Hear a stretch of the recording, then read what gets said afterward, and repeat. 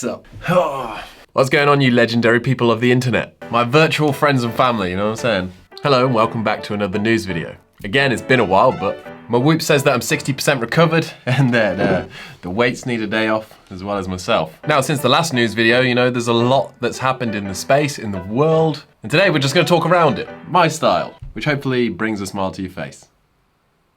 That beautiful face of yours. Yes, I'm talking to you. Before we get into any of it, right, today, this is actually really funny. One of my friends sent it me, and it's a meme. It says, if you want to be happy, get an old person from 1990 to 1999 and settle down. Those people are tired. So that actually made me laugh to start off with, right? And then underneath it goes, if those from 1990 to 1999 are considered old, what does that make those born between 1980 and 1989? And the guy goes, you mean your ancestors? It just makes me laugh because I do feel tired. Mentally, I'm still 12, but my joints are definitely 37. And I'm only 29. It's all right though, I love weightlifting and it's not gonna stop. But anyway, let's get into the actual news. You know, all of the CrossFit athletes now are either thinking about heading to Madison, will be heading to Madison soon, or they're already there. We're now less than 2 weeks away from game day, from the start, and I feel like it's gonna be a little bit hectic. But there are gonna be quite a few athletes missing.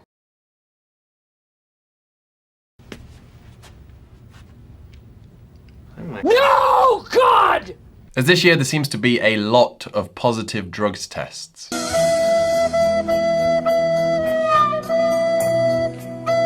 it's been talked about a lot already, but my opinion is like, what the f are you doing? I don't know anything about drugs, but just don't be an asshole.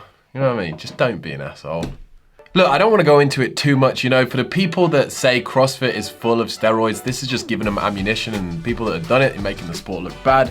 But also for the people like me that have a bit of, you know, people would call me naive, but I'm all for a lot of these top games athletes not being on it. And for people like me, it just gives me hope that the more we can rid out these people with positive tests and get them banned, you know, the cleaner the sport will become. Cup half empty, cup half full. Off some of the biggest names in the sport, we heard their opinion. Bjorn Carl Gudmundsson saying that the next generation in CrossFit is misunderstanding the whole idea that hard work, dedication, sacrifice and passion every day for years gets you to the CrossFit Games. I know it can get tiring to watch the same people year after year at the Games, but if you want our legacy, you need to do better.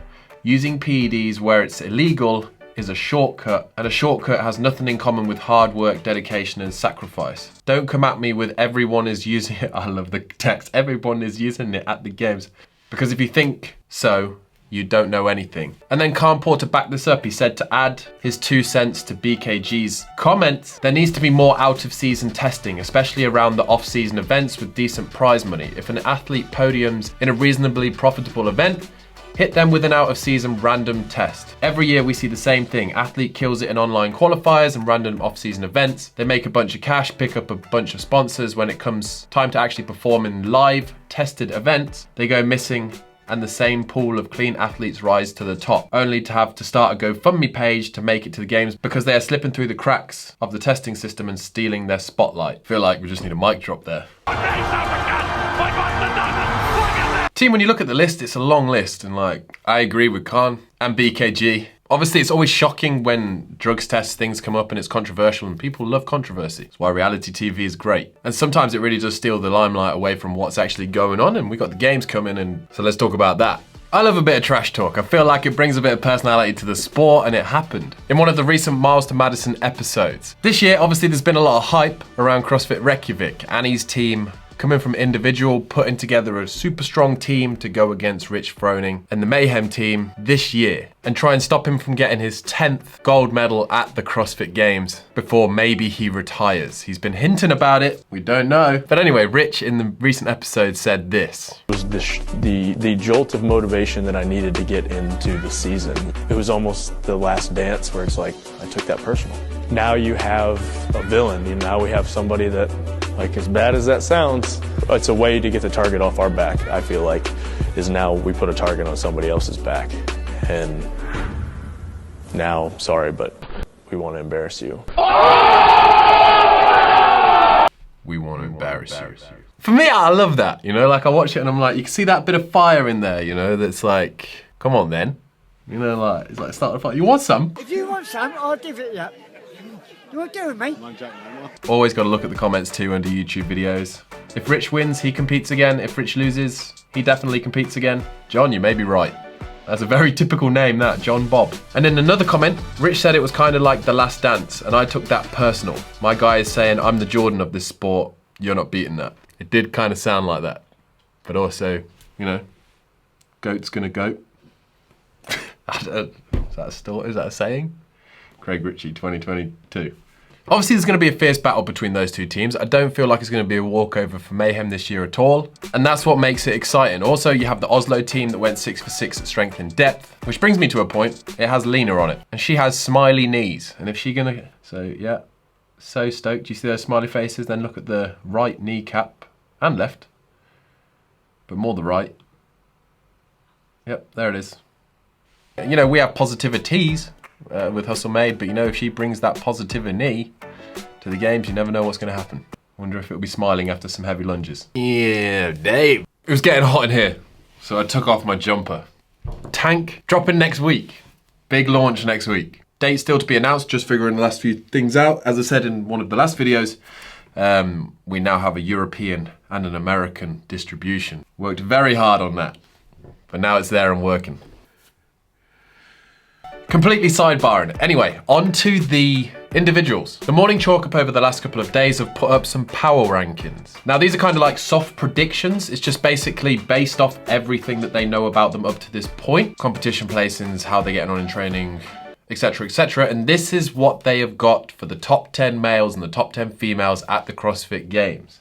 With Tia-Claire Toomey and Justin Medeiros both taking the win again this year. That's what they think. I wouldn't put it past them. The women's side, you can't really argue with that top 10, although I feel like Jacqueline Dahlstrom this year, you know, our athlete, I'm biased, but also I feel like off her performance at strength and depth, can definitely be inside that top 10. And on the male side, I've said it for like the year now, I feel like Roman Kredikov is going to be on the podium. I don't know where, but somewhere. But anything can happen. And that brings me to, over the last couple of days, CrossFit have released the schedule for the games week. Starts on the Wednesday.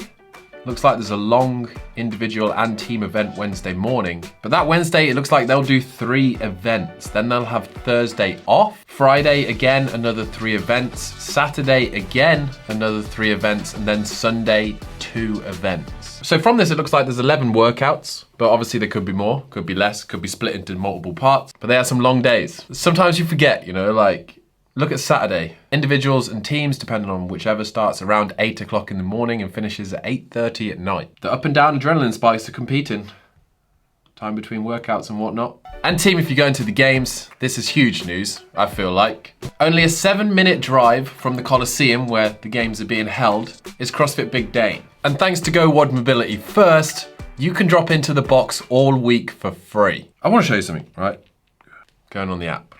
Like, this is where I want to shout out Go WOD, actually. You know, if you didn't know about this, you can do your daily protocol. Basically, you do a movement test beforehand. It shows you where you're stiff, where you need work, and it does your daily protocol off that. So then you improve in the areas that you need to improve in with mobility. But also, they do a pre-WOD one where you can put in the movements and 10 or 15 minutes. Add the movements that you want to add in, and it will do the warm-up for you, so you don't have to do any guessing work. But like, just in case you didn't know, I use it religiously. But basically, Go WOD are doing a big community event, which I love. Obviously, CrossFit is built around the community. All you'll have to do is next week, they're doing like a registration link and you'll just have to sign up on their website, completely free, and you get free drop-ins. But I think it's super exciting because Matt Fraser's gonna be there with Sammy, the Buttery Bros are gonna be there, Scott Panchik, Sydney Wells, Rob Kearney, the strongman, Chris Hinshaw, aerobic capacity. Myself and Jazz will be there training periodically. And if we're there and you see us and I'm in between sets, just come say hey. Like, I'm there to hang out, you know, like, weightlifting is cool like that. You can kind of just do your set and then you sit down for a bit, and if you come over, I'll always say hey. Always got time for a legend. And there'll be hard work pays off classes coached by Matt. There'll also be workouts with the Buttery Bros, pancake breakfast with Sammy. Podium are gonna be there. And speaking of Podium, they've just launched 2 new flavors of their Hydro Salt and their pre-workout Fuse. The Summertime Lemonade comes in both, and also the Bomb Pop comes in both. If you do a lot of sweating, sip a lot of this, and if you need to kick up the butt before training. And on the website, if you use code TEAM, saves you money, and at the same time supports Jazz and Lights. Only in America at the moment, but they're working on other distribution. I'm super excited for that community event, honestly. So make sure you come to Big Dane, all right? Looking at the schedule, I'll definitely be there on Thursday, probably in the morning. And I'll see where I can fit in training around editing, because obviously I want to do the daily videos when I'm there. We'll just see what happens. And then in some other news we had, it's the next day and I literally can't speak. It's the morning. Can you tell? Damn, that guy a miss. And then in some other news, we've had word that there are gonna be cuts this year at the Games. Not as drastic as what we've seen before, and they're gonna happen after the final event on Saturday. So 9 out of the 11 events will already be finished, and the field is only going down from 40 to 30 on the individual side, and from 38 teams down to 20. Now this wasn't always the plan. Adrian Bosman said that they didn't want to make cuts, but it came down to logistics. My original intent was to organize the competition in a way that nobody had cuts.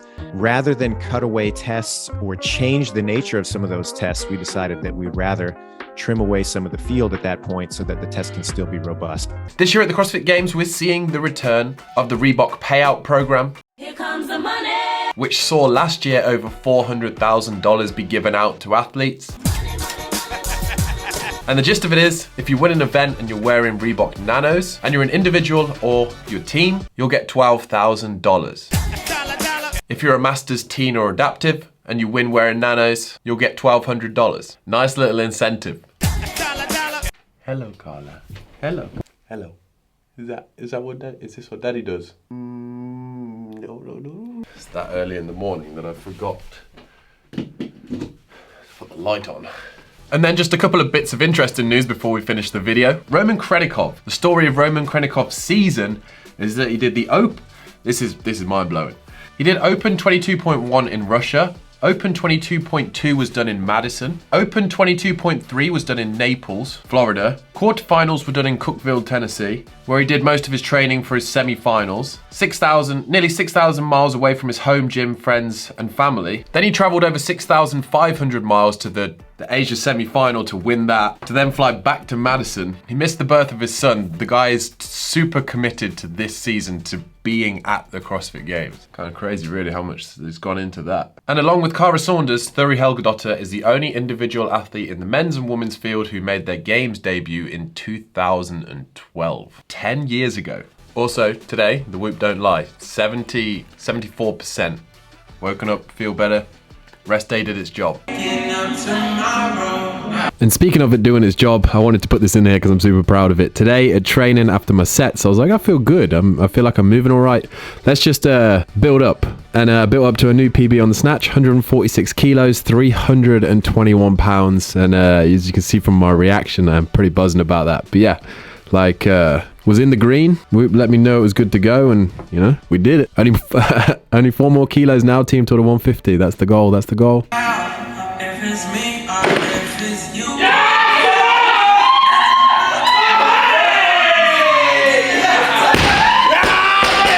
If you want to sign up to Whoop, use code TEAM. It'll save you money on the subscription. And on there, if you use ComRichie, you can be in the chat along with all of you legends from the team. Shout out Nikki Johnson, who 20.5 strain today. Thank you for Whoop for sponsoring the video. I like memes, right? So I'm gonna finish the vlog with memes. My dog, when I break a treat in half and try and pass it off as 2 treats. Do it all the time.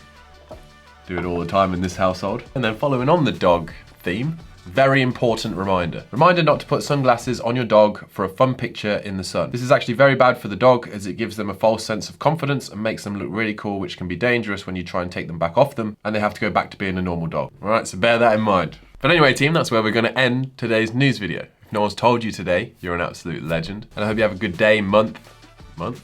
Yeah, if you have a good, go ahead, have a good one. Evening, whatever, yeah, you know, just have a good one. Hopefully we'll see as many of you as we can at the games, and don't be shy to come take a picture, say hey. All right, that's what we're there for. And if you catch us when we're walking into Big Day in the gym, and I haven't started training yet, and you want to join in, just ask and join in the full session. Catch you in the next one.